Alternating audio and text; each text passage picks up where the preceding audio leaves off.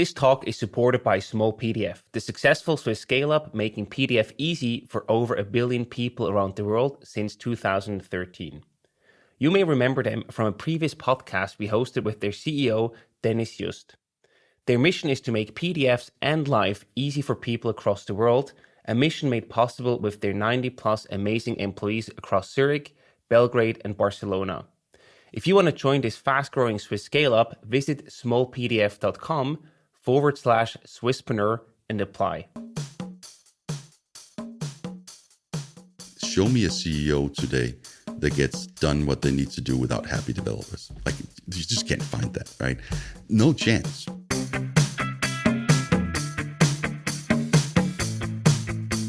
Welcome to the Swisspreneur Show, a podcast about startup stories and learnings from experienced entrepreneurs. Here's your host, Sylvan.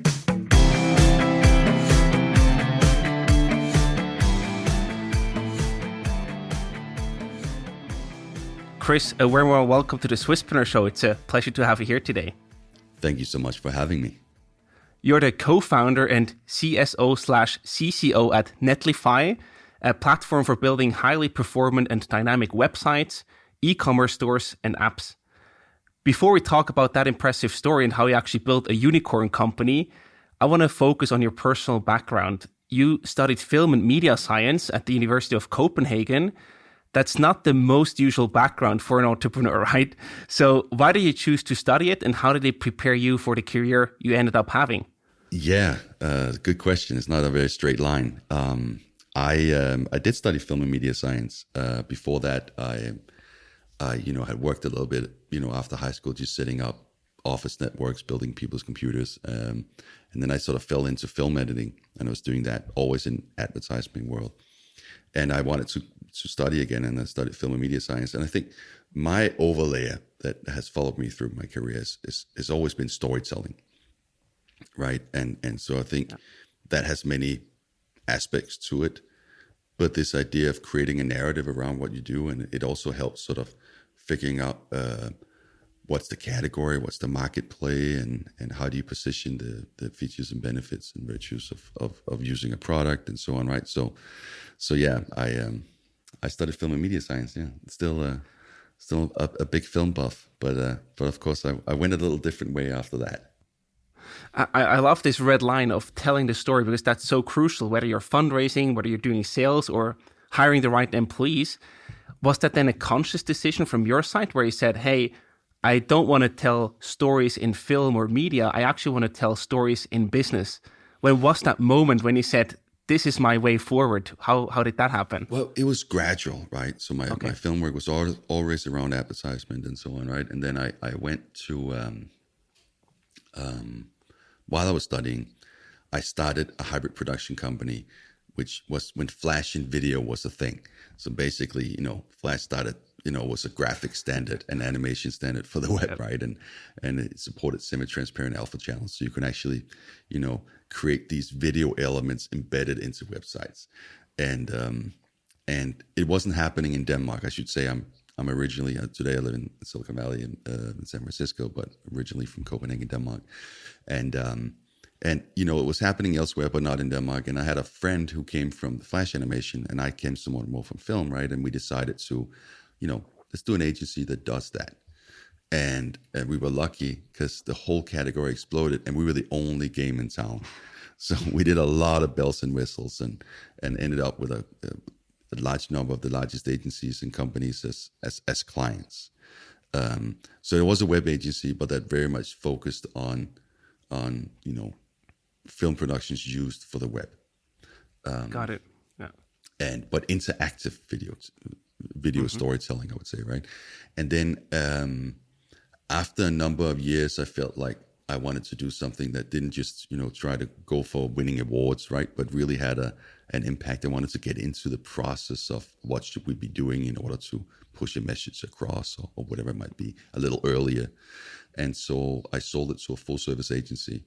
And as part of that merger, I became the chief digital officer.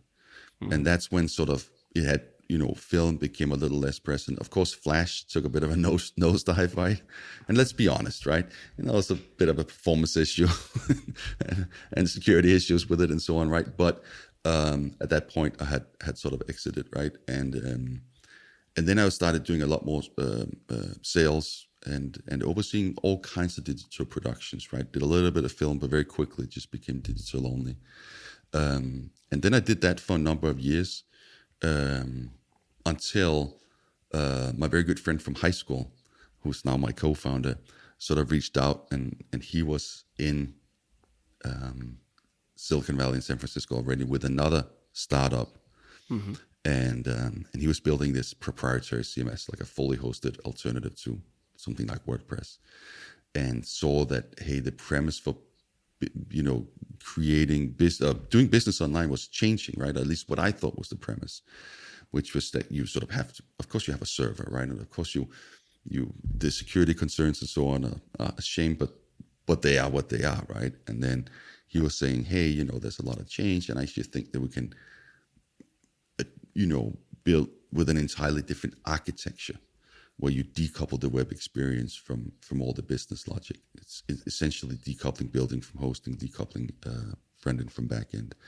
And we started talking more and more about that, because he's the technologist, right? And he had a great vision around this, right? And I sort of said, okay, well, what's the category play? What will our go-to-market look like? How would this look like? It wasn't ours yet, right? We were just two friends hashing it out, right? But ended up realizing that we had very sort of complementary skill sets. And it was just an adventure that would be hard to say no to. I came over and visited a few times here in San Francisco, right? And went up to wine country and sat there drinking, nice wine in Sonoma, looking over the vineyards, and he was saying, like, why don't we make a go for it together?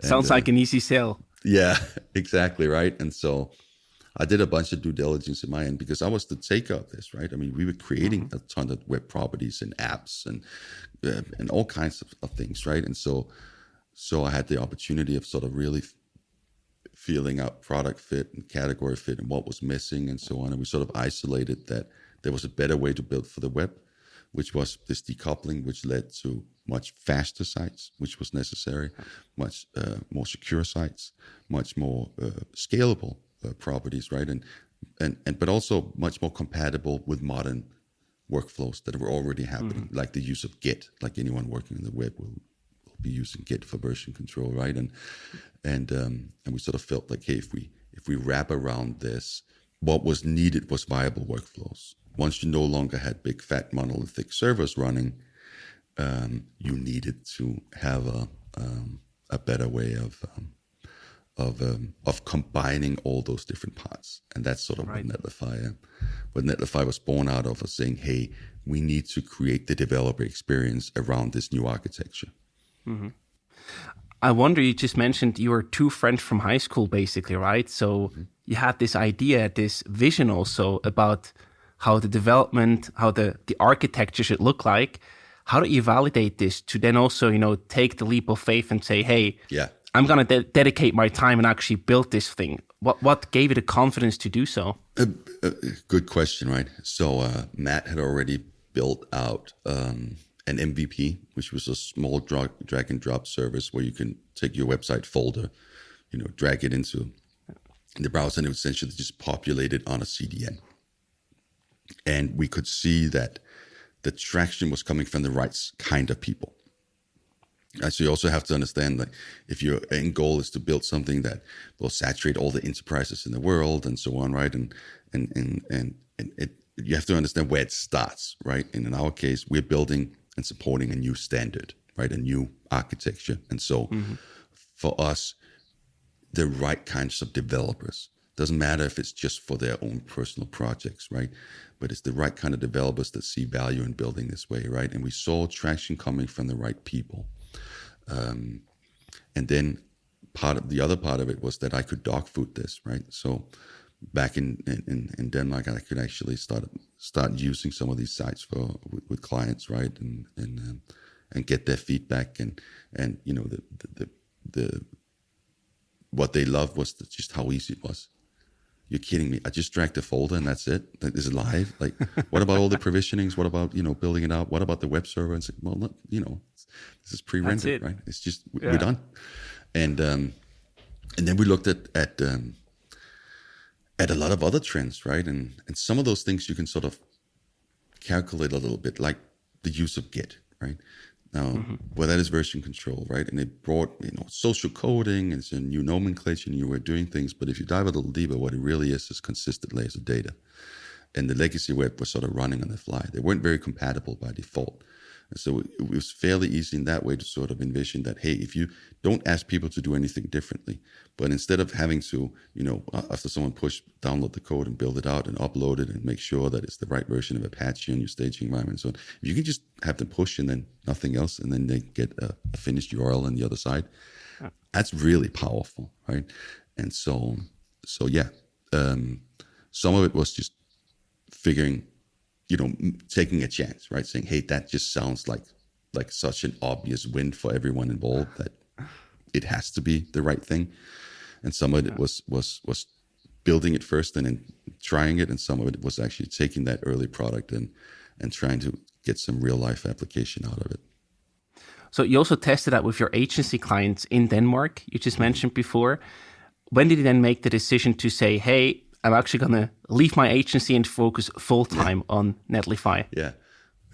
Stop having a salary and move to the most expensive city in the world. And Sounds quite risky to me. It was. I mean, of course it was moonshot, right? But it was also something that was quite appealing. I got to do something with my good friend and something that seemed to have promise. We already had that MVP. He carried that out of the old startup, right? So there was something already there. We weren't just starting with a whiteboard. And so, yeah, I mean, it was a gradual decision somehow, and then it was a not so gradual decision, right? Then you sort of make the call, right? And it's also a life decision, something like that. You can't just, it's not just about, product fit or whether you're convinced to whatever degree that an idea is viable and you can build a business around it. It's also like, do you want to move, right? Do you want to live away from the family? Sure. And at least your extended family, right? And live in another country. And I think there was a lot of things that played a role in the decision making. But yeah, I mean, sunny California, right? Was not so like. But how do you then make that decision and also actually relocate from Denmark to the US? Because just thinking about the immigration laws, right? I mean, that per se alone is already quite a tough challenge to solve, despite all the other things like being away from family, building a completely new network of friends and peers, etc. So how do you actually manage that relocation? Because it's much more than what you just see on the surface. Oh, yeah. I mean, lawyers were involved, right? Like, immigration lawyers. It is true, like also for taxation reasons and so on. I sort of just had to sell everything I had and move over here, right? And the visa process it is painful, right? And it does take years, right? I mean, we got the original visa. It was an investor's visa. And then, as things changed, because that was sort of an investor visa based on us owning a certain percentage of the company and so on. And then you get investors, you dilute it, and then we move to a different visa and then another visa. And today we're in green cards, right? But it's definitely a process, and it will take time and resources, even if you have an immigration law and you're paying for it. And you really have to want it, right? But it is sort of part of the price. I think what we really quickly realized, and I even spoke to a few VCs, right, was that the idea we had was about changing the architecture of how the web is built and providing a viable workflow around that and in our business. And immediately we knew that this would have to be venture backed. I mean, we would need to, in order to make the kind of impact we wanted to and have the right time to market, we couldn't wait to earn the money before we spent it, right? So, and very quickly became, this is like 2014, 2015, right? Where we very quickly realized that the approach to venture capital was just much more risk adverse in Europe. And what we were needing didn't fit the bill.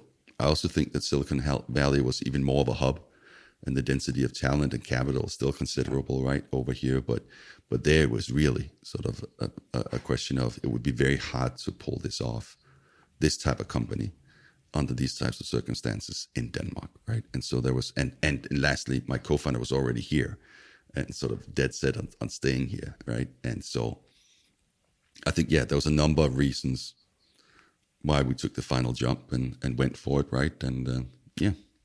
So that was a very clear decision for you then. I wonder, have you ever felt homesick or regretted that you moved to the US and left Denmark behind you? No, I think yeah, of course. First of all, we were lucky, right? We made a bet on an architecture that's now a tidal wave and changing. Like the web is most definitely changing, right? I mean, we're all collectively moving off monoliths to a place where the web experience layer is separated from the business logic, and it's happening at scale, and it's happening in large enterprises.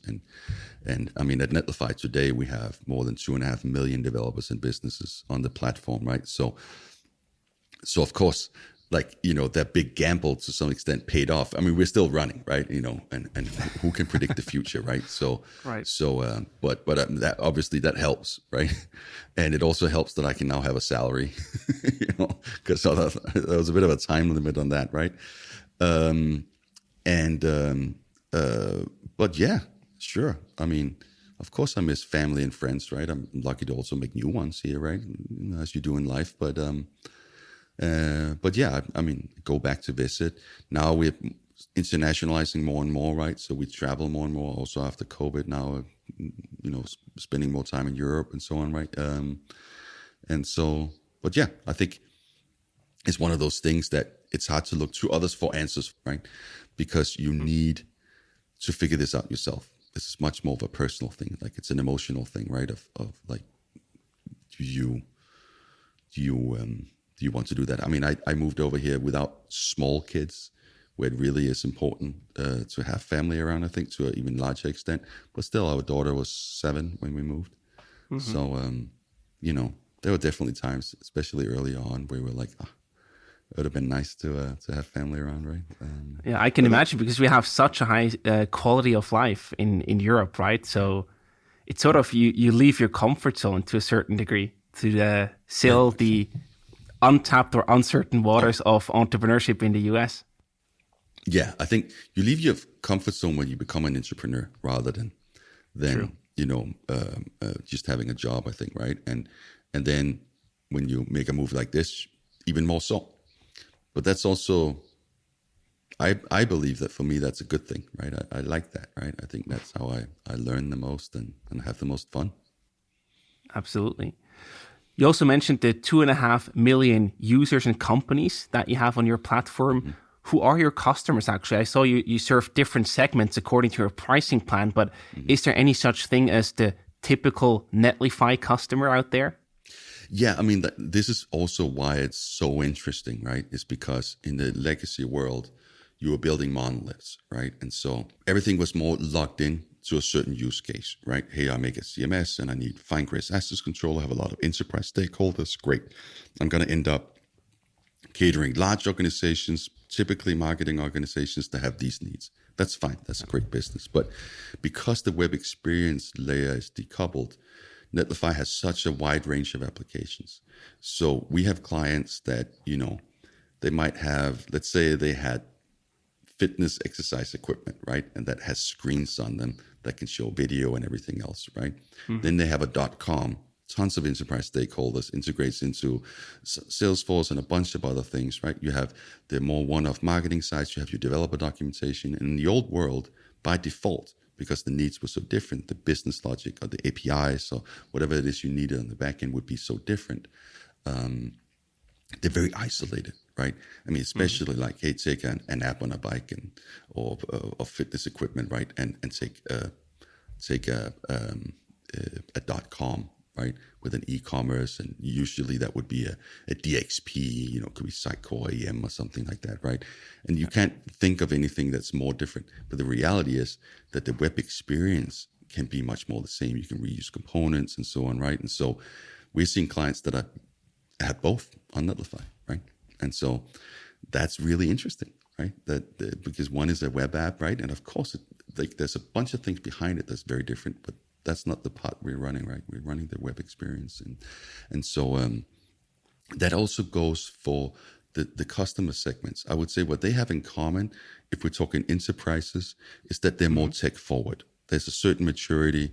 They understand the return on investment by embracing what we in enterprise more call of a composable architecture.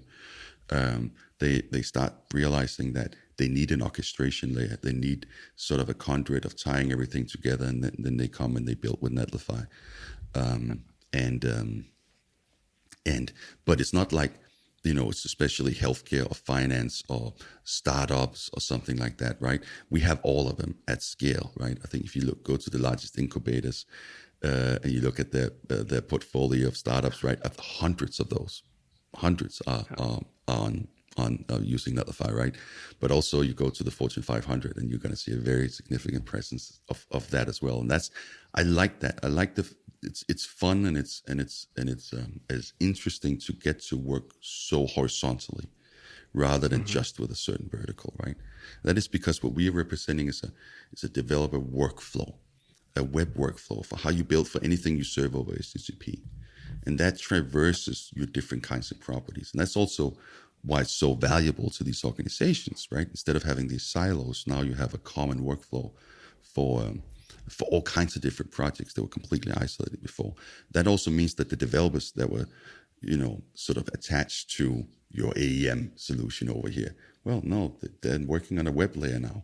And they can also be working over here and over here and over here, right? And that gives you a very different flexibility, which again also means that you many clients at larger scale, we sit and work with change management, right? Because hey, this actually means that we get to put together our organization in a quite different manner. And so I like that it's very broad. There's tons of different types of clients and really, really different, right? And we have, look at Twilio. I mean, it's a $60 billion market cap, I think, something like that, right? The market's a little fluctuating right now, right? But right, yeah. But when you log in, that's on Netlify. I mean, the web console is a Netlify application, and they're also using that for us for a bunch of other things now, and that's fantastic to see, right? But you also have Spring that migrated 6.5 million commerce storefronts to Netlify, completely different use case, and so that's fun, right? And then still, it's so important for us to always have the magic be so simple. So someone can come in and click a button, and 30 seconds later, they have their site live, right? So this idea that it starts with developers giving them a magic moment very quickly, but then can scale to the largest and most complex sort of broad use cases for enterprise clients.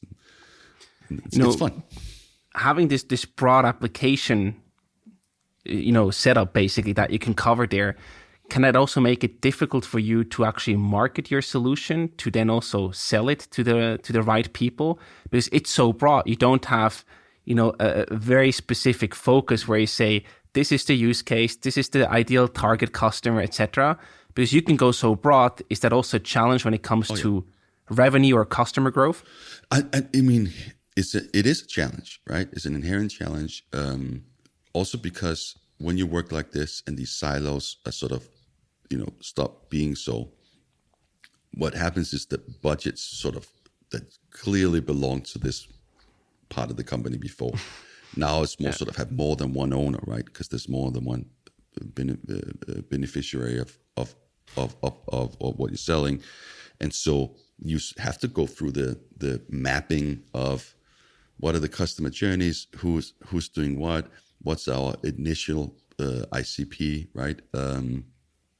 And target personas and you can't sell everything to everyone all the time, especially not in the beginning at least, right? And so I think you know that your application is wide, but you also start somewhere. And then there's also what you're selling, right? I mean, we're selling wider workflows, right? For companies. So it's basically if you're building for the web, Netlify is relevant.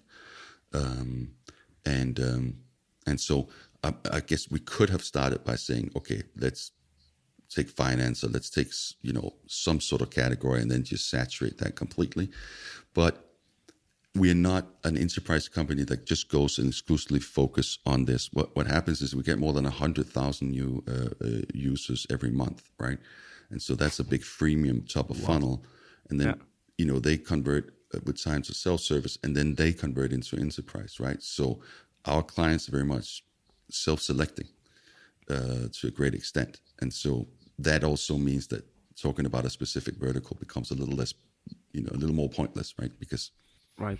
well, we're speaking to the ones that are already here. Yeah, absolutely.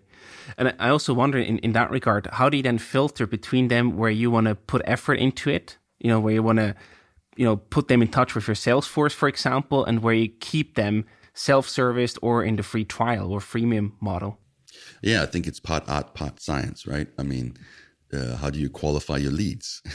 Right. Every SaaS company in the world will sit and I mean, I guess we're all doing a bunch of the same things, and then some that are sort of unique to our own companies, right? But yeah, you figure out what are the right triggers here, right? And often something can be different, right? Sort of, hey, have they expressed interest in a number of webinars around certain topics? What does the usage indicate us? That's the first place we start, right? Like, hey, what is that, right? And also try to automate it, like try to build plans where they will move up against, there'll be certain places where, well, they'll reach out and they'll tell you that they're a lead worth spending time on, right? Enterprises that use you for real things, they have procurement, right? They need SLAs, they need 24-hour support and all those things. And so that if they come on a platform and they're using us in a self-serve way, they'll let us know, right? That hey, we want to have a conversation about how we get some of those things, right? And so to the extent you can, I think try to build it into the product and your pricing and so on. So there's as much self-discovery as possible. And then usage, domains, saturation could also be like, oh, now we have 50 signups from the same domain at the same company, right? That can also warrant that we should be reaching out and having a chat and seeing how we can help. And then we do a ton of different content, right? And we're sort of really engaged in events and everything else, right? To sort of really work that top of funnel, right? And so we get a lot of signals for how people are engaging with us in those aspects, right?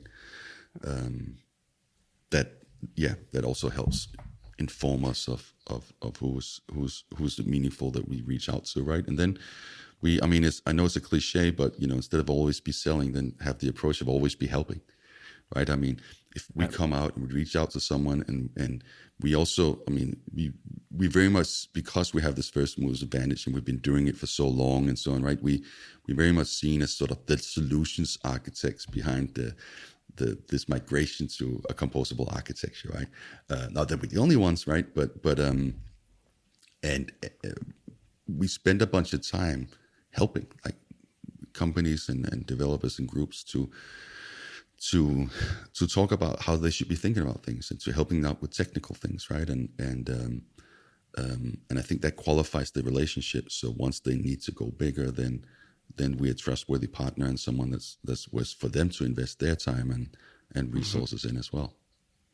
Yeah, to me, what you just described, it goes very well along the way of how your product works. You put simplicity probably as one of the key values. Make it easy to use, not only from a product perspective, but also when it comes to the sales process. Oh, yeah. So you can onboard yourself, you get all the information you need, and you know where to reach out to in case you need help or you want to get onto the enterprise plan. Yeah, exactly. In that regard, also a question, would you change anything? Now looking back, would you want to focus on the enterprise plan only at the beginning, or would you still go for the freemium model and then do the upsells from there? Yeah, for us, there was no question, right? I mean, it's sort of like if you think of GitHub, right? There was no GitHub without the use of Git, right? In the beginning, you sort of have to focus on qualifying that usage as well, right? And it was the same for us. We were betting everything on a market trend that simply didn't exist. So we needed to spend a ton of time qualifying that. And that doesn't happen within enterprises. That happens engaging with developers, right? With builders, with the community, with all the other early startups with 2 people in it, right? I mean, like, it is very much a grassroots movement, and that's where it has to grow from.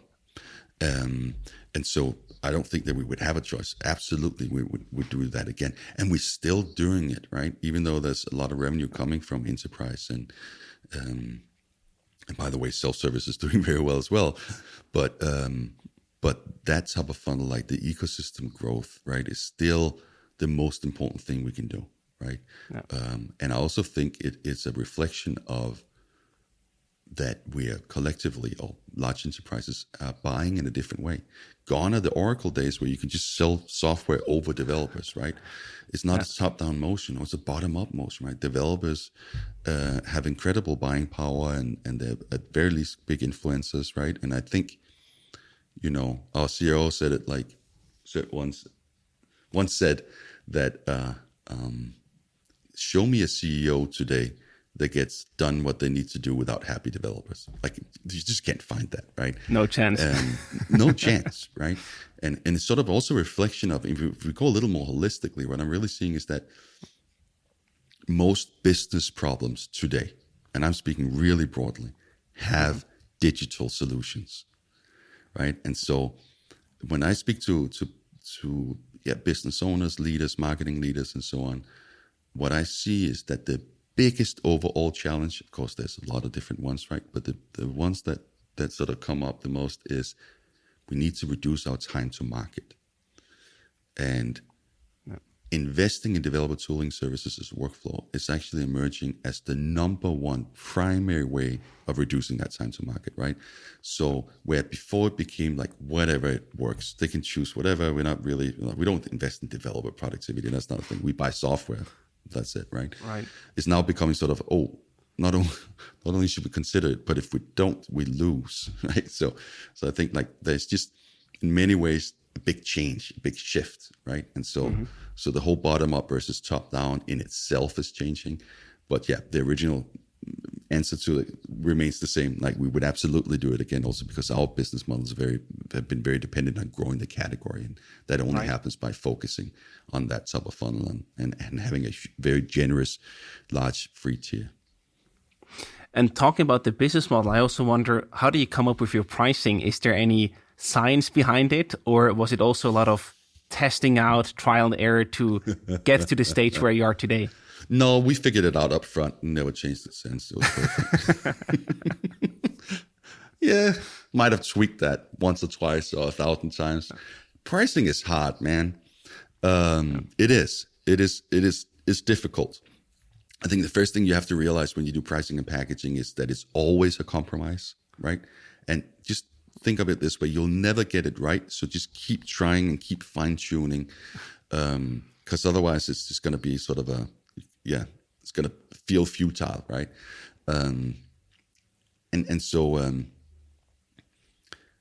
My advice around that, or my learning around that, is that you have something until you change it, right? Be super careful around grandfathering and not moving the cheese too much. I think, like, it's the same with building out services and then discontinuing them, and now you have a lot of people invested in them and building around them, and I think those developers and those customers, they don't forgive and forget, right?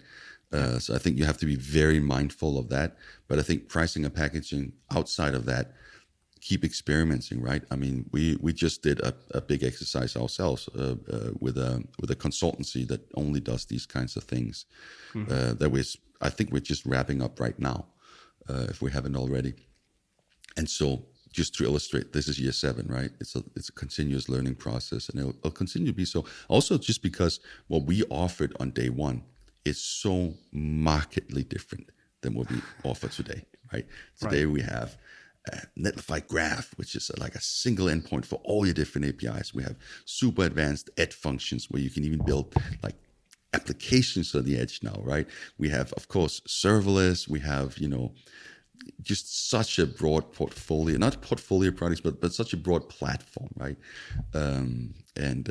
So of course, that changes your pricing and packaging, and then the market changes, right? The developer habits change, right? And so things that before sort of required a ton of bandwidth. Maybe there's a smarter way of doing it now where you can just build it once or pull it in on demand rather than every time and so on. That also changes patterns dramatically. So all of a sudden bandwidth might not be a great indicator of the value deriving for it. So you have to change those units, right?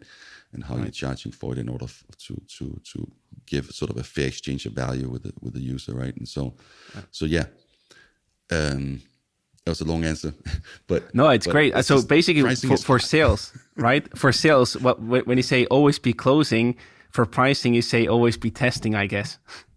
Yep, I said instead of always be closing, then always be helping, right? And I would say with pricing as well, that's fair. Always be testing, right? It's a continuous journey. So despite the revenue growth, of course, you also had to manage the organizational growth, right? Yeah. So you had to hire more people, you had to change your ways of communication, etc. Mm-hmm. How did you manage that as a company? Because that's quite, a significant challenge that can even break you from the inside, basically. So what are your learnings there on the organizational growth topic? Absolutely, and tons of them, right? I think you have to learn how to delegate. You also have to learn that, there's just so many things that you learn along the way, right? Netlify is a very broad platform. We expand from local development to edge nodes, right? And so there's a lot of different units in play when we talk building. And so we didn't build our own building engine. We said, no, let's buy that, right? Yeah. And we got it wrong in the implementation of it. We should have built it up front. I mean, like it was like there was a lot of learnings in that, right? And also understanding something like, hey, we have great engineers, right? We're a mission-driven company. We've attracted some of the best engineers in the world. Let's throw them at that. They'll fix that, right? And then not understanding that you actually have to understand building as well before you can build the right solution for it, right? And so there's oh my goodness, there's a lot of learnings in that. But I would generally think that if we slice it up, okay, so what do you want to look at when you're growing a company, you're scaling it is of course, first realize the sort of very basic truth that what works when you're 10 people doesn't work when you're 50, and what works when you're 50 doesn't work when you're 150, right? And so you need to have the right processes. Don't over-process because then you'll drown, and don't have too little process because then you just have chaos and you go nowhere, right? And so I think like spending some time sort of investing in being in the right place at the right time as far as your processes go is important. Then I think there's culture, right? And culture is very different when you're 10 people. It feels very intimate. Everything is shared by default because everyone's sort of almost part of the same conversation at all times, right? Yeah. And you need to be so much more intentional around these things as you grow, especially if you have a distributed culture like we have, right? Everything really requires intentionality, and so you have to build for that, right? You have to make sure that you don't meet each other at lunch or at the water cooler. So make sure that we use Donut, right? A small program in Slack that automatically pairs people to have a virtual coffee to talk about anything, right? And things like that. You do that, and you do it every 2 weeks and so on, right? Because I think otherwise it's one of those things where you glide apart.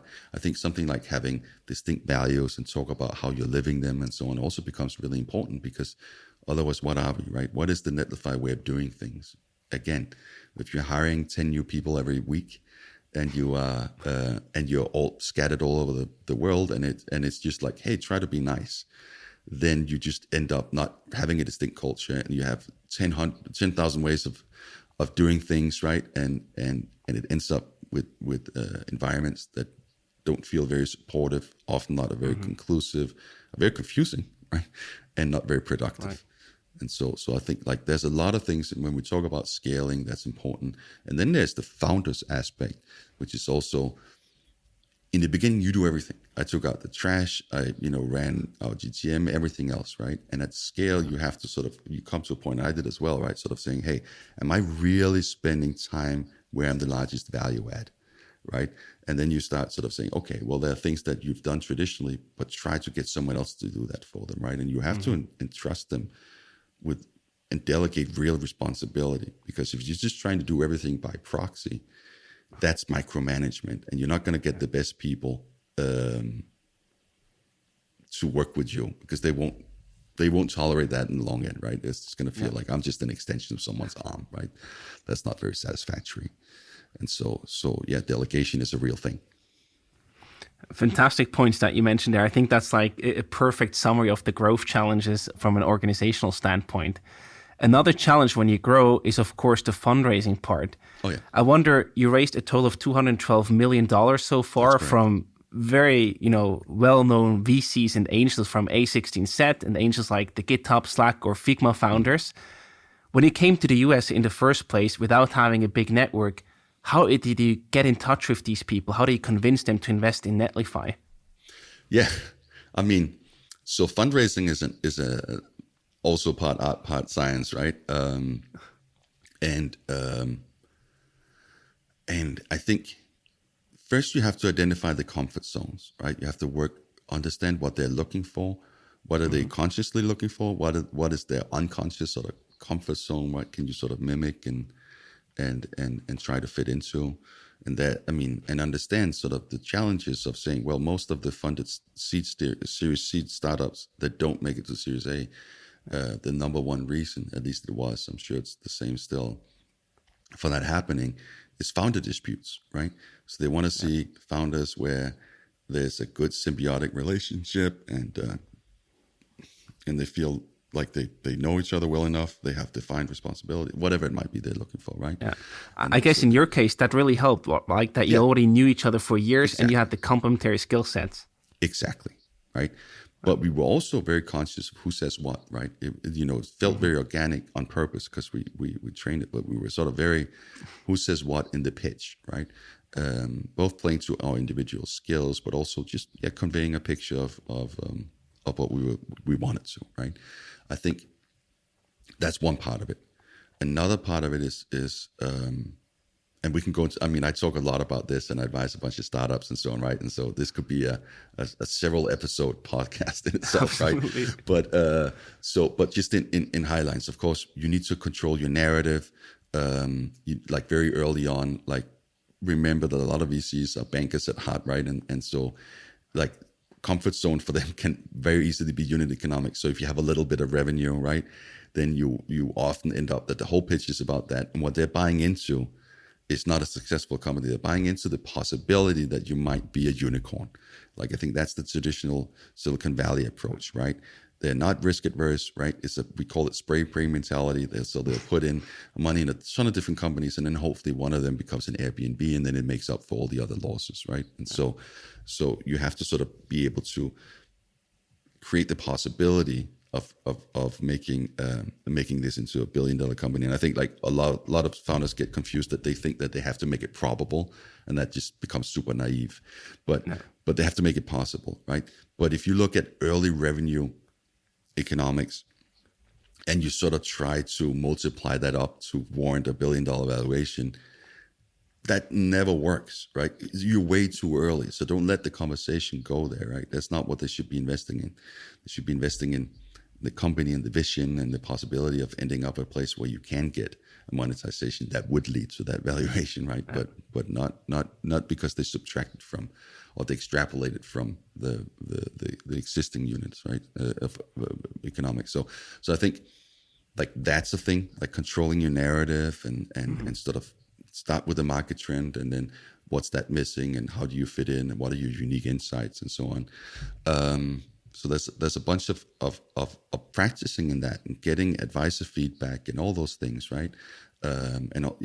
Understanding their comfort zone, really understanding like how to put your pitch together.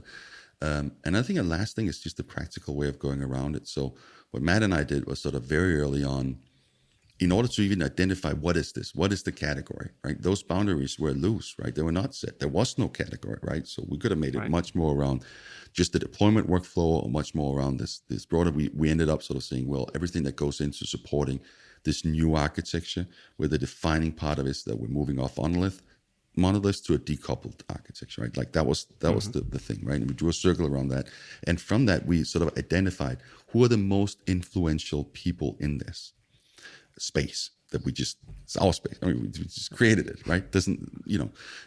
And some of them were, founders of GitHub, for example. Tom, who sits on our board today as an investor and was an important part of our early journey. But others were also like, a few of them work with us now, right? And they could have been, working in an agency or something. I don't have to be a famous founder, but they were just very vocal around it and very much sort of saying, hey, this is the right way to build. Mm-hmm. And you go about them not to get them as angel investors and so on, but because you want that list of 20, in our case at least, right? You want at least half of them to say what you're building is a good idea. Because if they don't see the value and they're the choir, you should go back to the drawing board. But it's also easy to get in front of people if you're saying, hey, we see that you're really passionate about this space and you've been such an early, mover. We are too. We're building this thing that will help you do this. Would you like to meet around it? Like, that's a much better entry than just that random pitch of like, would you give us money? Or one thing I still see is like people ask me randomly for intros. I don't like, pitch me first. Like, intro to what? I'm not gonna send on an email from someone I don't know, right? And and so in that, we got people that they were fortunately excited, and they would say, hey, if you're raising, I'd love to be part of it, so let me know. And then the thing is that it doesn't matter if it's 10K or 50 or whatever. It's the size of the check is completely irrelevant. It's the name is relevant, but even more so, if one or two of those will be your back channel, right? Because a VC, let's say they have a deal flow, I'm just making something up, 1,000 a year, and they say yes to 20. Well, that means that 980 times they're looking for a reason to say no. And they're not the subject matter expert. They might be super established VCs that have a ton of experience in your category or with open source software or whatever, but they don't know your product, right? They don't have your background. If they did, they would build it themselves, right? So like, don't overestimate their ability to figure out if it's a good idea or not, right? So you use them as back channel, right? And so it's so powerful for them to be able to reach out to, let's say, an established founder or someone that they really trust in the space, right? And someone they know is a subject matter expert, and then have them explain why this is the right play, right? I mean, like, those kinds of things are extremely important, right? They can really be what makes the deal. And very often, like in those, I remember in the Series C, the feedback, the ones that were excited and wanted to invest, they all came back and said like, oh, yeah, we love you guys, right? It was a great pitch and so on. But what they really got them excited and believing in this is who else they spoke to that came back and said, yeah, they're onto something. This is the real thing. So I think like that approach really helped us close a seat relatively quickly. And then I think, the last part is probably just, what do you build before? We had an MVP, we had users, we had launched Netlify out of private beta, and we raised 9 months after that. We were serving 250 million web requests in a 2-people company for companies like Sequoia Capital and WeWork. And so we had something.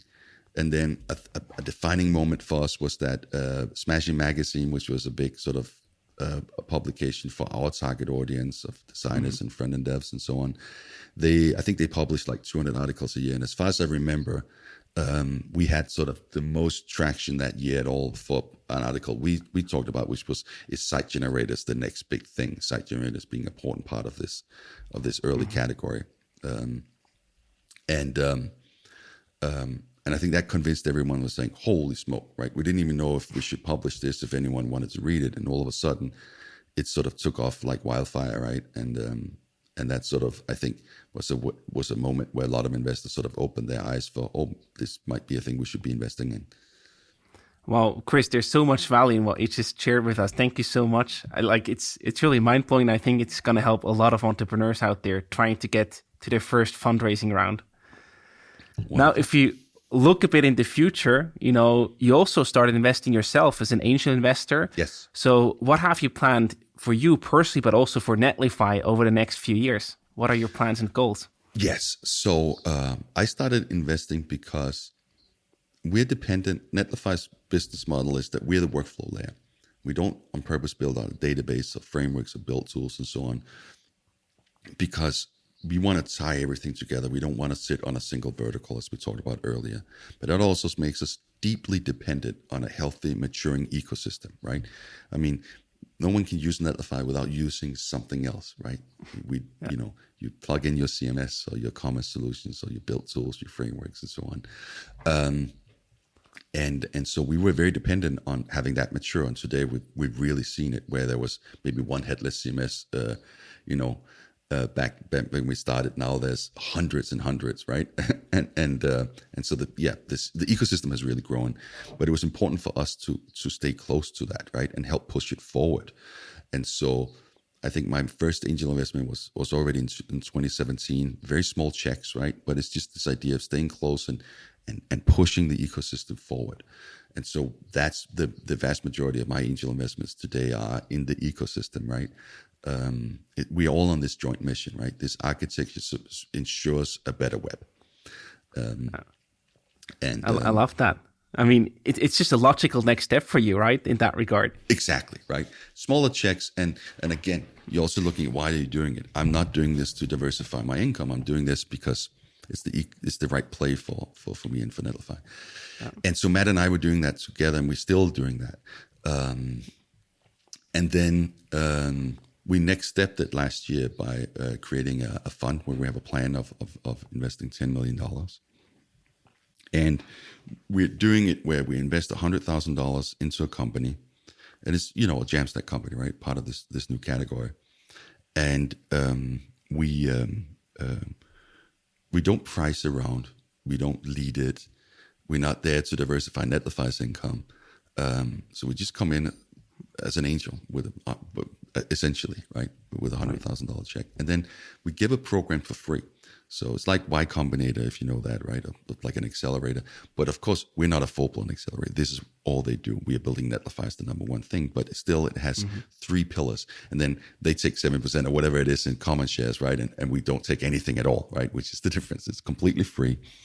But it has these three pillars, where one is startup advisory. So this is around fundraising, scaling early sales, finding early product market fit, all those things, where we have industry leaders and leaders in our own company spearheading those sessions. The next is workshops, essentially, right? This idea that we take portfolio companies and we pair them with each other, with us, and with our partners. And I think it's very important to, once you have, we've seen this in software and web so many years and so many times, over so many years and so many times, right?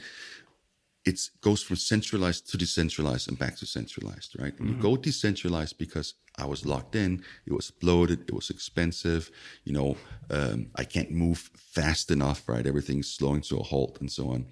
And you get a bunch of benefits from this decouplement. You mix and match and use exact tools you want to, and so on. But then there's also, well, how does this all work together at scale? I have all these different vendors. Isn't it easy with one solution? And you sort of go full circle.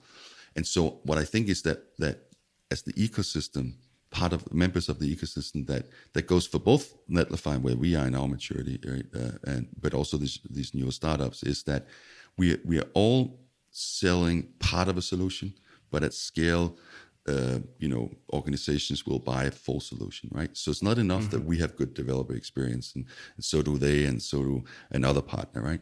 It's important that we can give the end users, the developers, and their companies a really good sort of cohesive experience as well. And so working on these things, that's also why we build out Netlify Graph, of having a single endpoint for APIs, right? Having them integrate into that and being part of the platform, but also just sitting down and figuring out, like, what are the best ways of how can we communicate across our different services, right, in a way that gives as much of a cohesive solution for the end users as possible. And so that's something that we spend a bunch of time on. And that, of course, also enables the third pillar, which is exposure. As we talked about in the beginning, we have more than 2.5 million developers and businesses on the platform. And this gives them into our integration hub, featured in documentation and our support forum and podcast and events and so on, right? And so the tighter integration, the more possibility we have of showcasing them, right? And how it works together with Netlify for all the companies and clients and developers coming and using our platform. So the way I like to think of it is really sort of a win-win-win. It makes sense for us, right? We're growing the category and we're making it ever more useful. It makes sense for the startups because they get valuable advice. They get really good integrations and pairings with other different partners. At least they also get very good knowledge from that, right? And figuring out how everyone else is thinking about this, right? And then they get the exposure. It's your own ecosystem and flywheel eventually that will come out of that. Fantastic. So, Chris, to wrap up today's episode, I prepared some rapid fire questions for you. All so right. I'm either going to give you a short question or a few different options to choose from, and you have to answer in one sentence. You ready? Fair enough. Yes. Investor or founder? Founder. Easy choice. Oh, yeah. How many hours of sleep did you get last night? 6. Denmark or the US? Well, work-wise right now, definitely the US, right? What does money mean to you? I mean, I live in a place that doesn't have a lot of security net. So, this is more than one sentence. Damn it. It's okay. Go on. So I mean, like money is important because, you know, without proving revenue when you're a growth stage company, you won't get more financing and sort of the dream stops, right? And it's also, I live in the most expensive place in the world, right? So you need some money to actually live here, right? But outside of that, I think the mission is not money. The mission is building a better web. No. Film or the startup world? I chose the startup world. Film is a wonderful hobby. So then the last question for you, what is your favorite film, if there's even such a thing? Persona by Ingmar Bergman, 1964, I believe. Perfect. Modernistic masterpiece.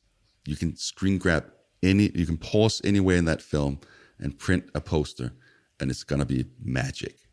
It's wow. Absolutely fantastic. It's a black and white masterpiece, and it comes highly recommended. But it also works it's an old movie, right? And I think the pace of that is very different than what you're used to today. So, sure. But if you give it a chance, and if you are interested in films and don't mind sort of a different sort of tempo, then it's magic. I'm gonna have to watch that now. Chris, thank you so much for coming on the show. It was a pleasure interviewing you. Lots of success and all the best for the future. We're really excited to see how your ecosystem develops and grows further than now. Yeah. Thank you so much. Thanks so much for having me. It was a pleasure.